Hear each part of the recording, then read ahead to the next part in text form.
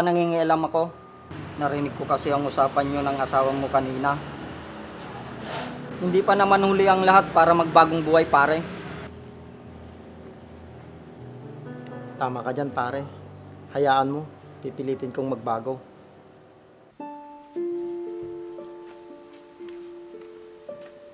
Pare Masong? Pare Masong? Tao po? Oh, paring Jerry, ikaw pala yan. Pasok ka.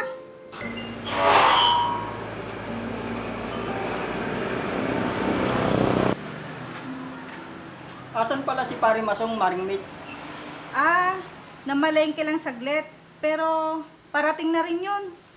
Sige, hintayin ko na lang siya dito sa labas, Mare. O sige pare, umupo ka muna dyan at papasok lang ako sa loob. Sige, Mare.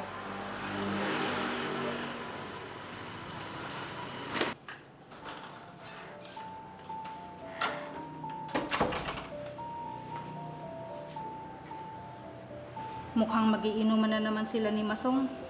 Hay, halos araw-araw na lang umiinom ang asawa ko. Hindi na nakakatulong sa amin si Masong. Umaasa na lang kami lagi kay Ate Ruby.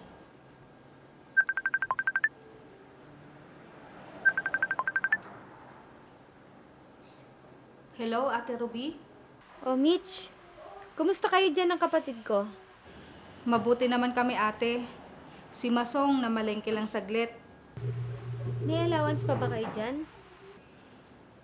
Meron pa namang natira, ate. Ah, sige. Yung tindahan nyo dyan, mabenta ba? Oo, ate. Ayos naman ang kita. Mabuti naman kung ganon. Ikumusta mo na lang ako sa kapatid ko at sa mga pamangkin ko. Sige, ate. Ingat ka dyan. At maraming salamat sa palaging pagsuporta niyo sa amin. Walang anuman. Sige, mag-iingat kayo dyan, ha?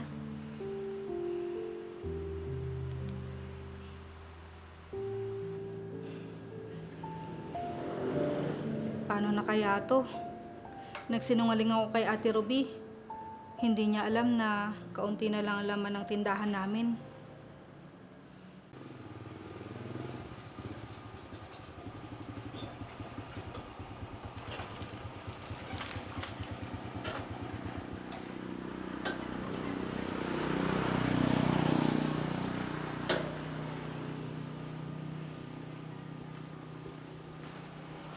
Si parang Jerry to, ah.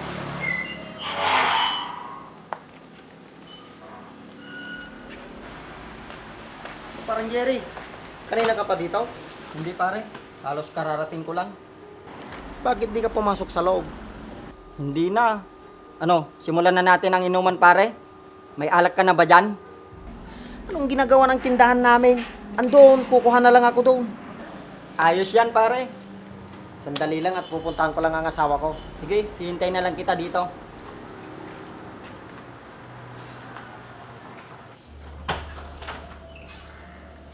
Oh, dumating ka na pala. Nakabili ka na ba ng ulam natin? O ito, pakiluto na lang. Yung iba niyan, pulutan namin ni Pare Jerry. Pulutan na naman. Lagi na lang ganyan, Masong. Tumawag sa akin si Ate Ruby. Kinakamusta tayo at ang tindahan natin. Anong sabi mo? Ayun, nagsinungaling na naman ako. Ganito na lang ba tayo lagi, Masong? Eh, anong gusto mong gawin ko? Ang gusto ko lang naman, baguhin mo ang mga desisyon mo sa buhay. Tulad niyan, iinom ka na naman. At yung pupulutan ninyo sana ay pang-ulam natin mamayang gabi. Kaunting tipid naman. Mabuti sana kung naghahanap ka ng trabaho mo. Pero hindi. Umaasa ka lang sa ate mo. Nako, nagtatalo yata ang mag-asawa. Ito kasing si Paring Masong, panay ang inom. Hindi bale, pagsasabihan ko na lang siya. Tama ang misis niya.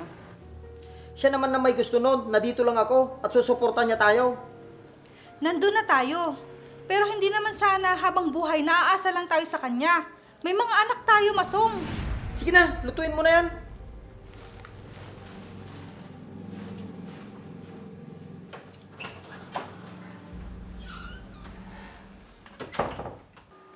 Pare, tagay pa. Marami pang alak sa tindahan. Pare, baka maubos na natin ang laman ng tindahan nyo. Hindi yan. Magpapadala naman ang ate ko. Hindi bibili ulit. Ganun lang kadali yun. Ayos yan pare. Sige pare, uwi na ako. Oh, bakit pare? Ang dami pa natin iinumin. Lasing na ako pare. Baka hinihintay na din ako ng asawa ko. Takot ka naman pala sa asawa mo pare. Hindi naman sa ganun pare. Rinirespeto ko lang ang asawa ko. Kasi ang asawa natin, ang siyang kasama natin sa buhay. Okay lang naman na mag-inuman tayo kahit paminsan-minsan lang. Pero wag madalas. At isa pa, naisip ko kasi na baka ito pa ang makakasira sa kalusugan natin. Nagpunta ako dito kasi alam ko na magtatampo ka sa akin kapag hindi kita pinagbigyan. Salamat pare sa paalala mo. Alam mo pare, hindi sa nangingialam ako. Narinig ko kasi ang usapan nyo ng asawa mo kanina. Hindi pa naman huli ang lahat para magbagong buhay pare. Tama ka dyan pare. Hayaan mo. Pipilitin kong magbago. Tama yan pare. Paano? Mauna na ako. Sige pare, mag-iingat ka. Sige pare, salamat. Tama si pareng Jerry. Imbis nilan ko sa pag-inom ng alak, tutulungan ko na lang ang misis ko, lalo na sa tindahan namin.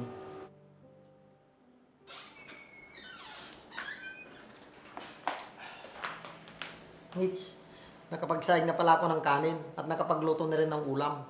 Aba, mukhang nagbago yata ang ihip ng hangin. Nilalagnat ka yata. Hindi. Naisip ko kasi na magbagong buhay na. Tumatanda na kasi tayo. Aba, uy, ikaw lang no? Pwera biro. Alam mo, naisip ko na sayang ang bawat oras at araw na nilaan ko sa pagkikipag-inuman lang. Sana nilaan ko na lang yun sa inyo ng mga anak natin.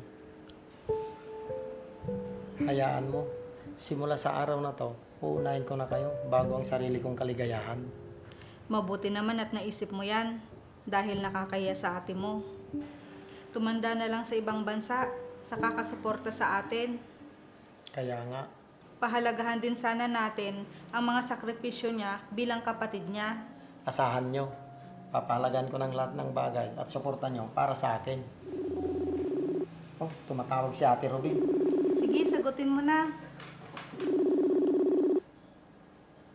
Hello ate, kumusta ka dyan?